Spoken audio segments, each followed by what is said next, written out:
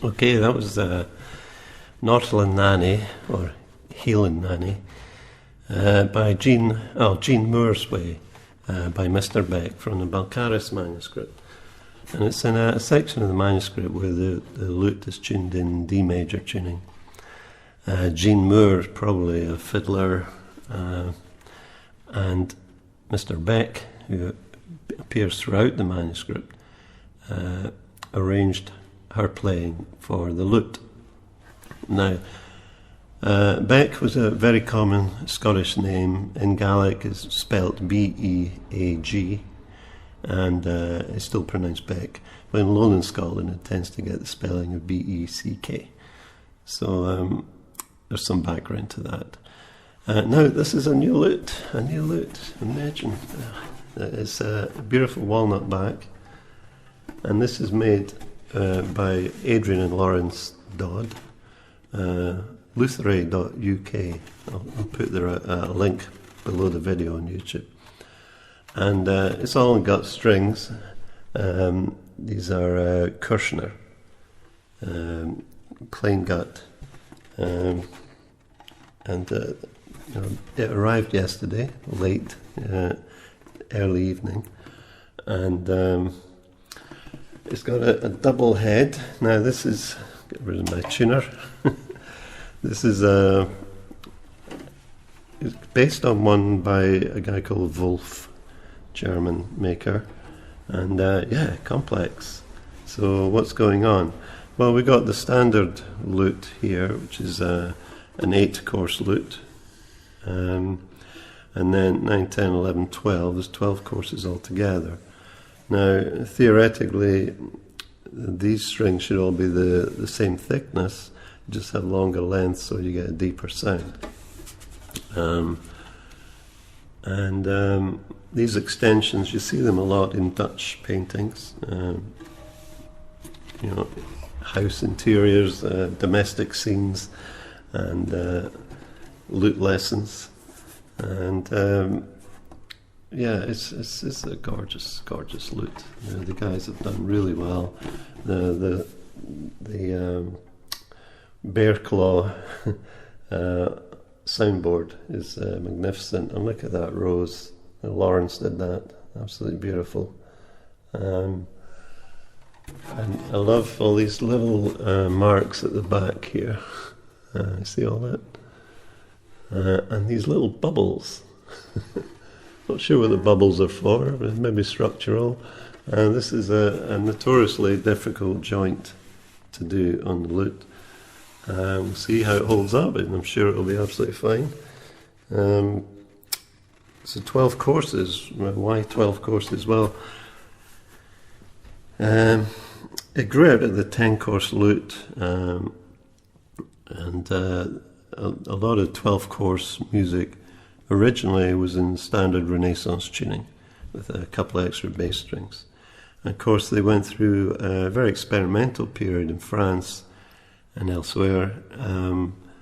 For most of the 17th century, trying out different tunings, and I'll be exploring those tunings.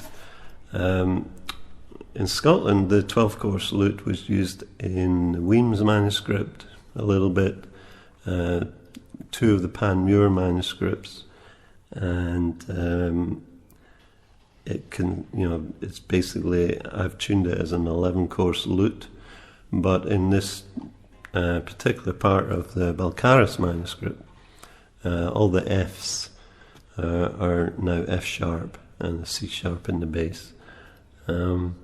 But there was a lot of tunings for me to explore and a lot of repertoire.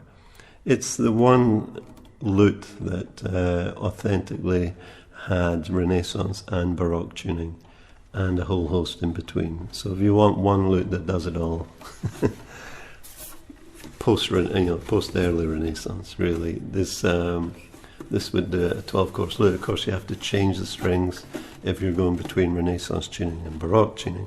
However, once you're in D minor tuning, you can access things like harp sharp and harp flat, which were originally derived from standard Renaissance tuning. By tuning the first string down a minor third and the second string down a tone, you could get harp sharp on a Renaissance tuned lute. But a minor third is a long way down, and you might want to change strings. Balcarres comes up with another idea.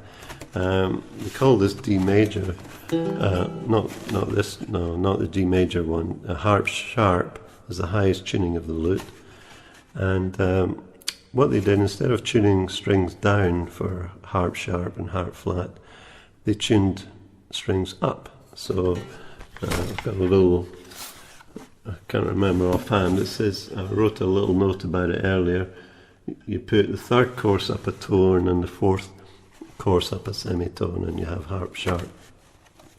So because your F string is F sharp, I got the strings pitched for 415, but tuned it down to 392, which allows me to tune the first string up to F sharp. So there's a little bit of give and take there. Anyway, what I love about this lute, and I say only arrived yesterday evening, and this is Saturday morning, is that it's not got that cathedral sound which we get from German lutes, the big cathedral sound.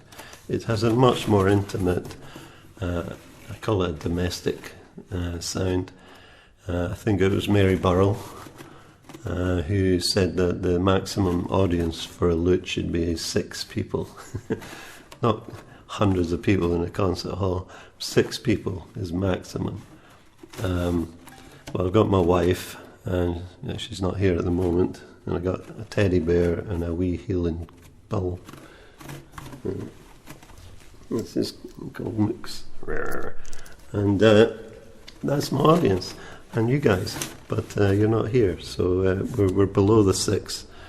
So there we go. I'm really excited about it. It's a beautiful, beautiful lute. Adrian and Lawrence Dodd have done amazing work on it. I'm very happy to have it, and you'll be hearing more of it. I'll be exploring. Oh, enough. I've talked enough, but you'll see what I'm exploring later. All right. Bye.